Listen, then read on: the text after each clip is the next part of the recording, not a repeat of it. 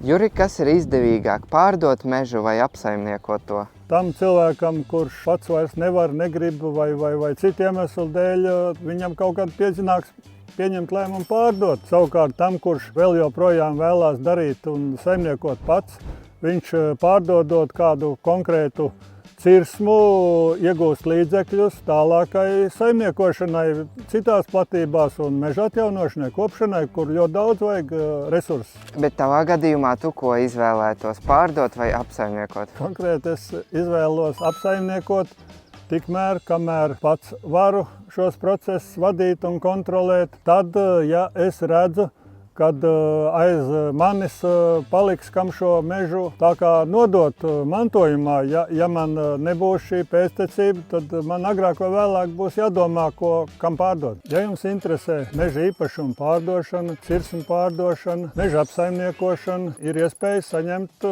piedāvājumu no uzņēmuma Dižozols.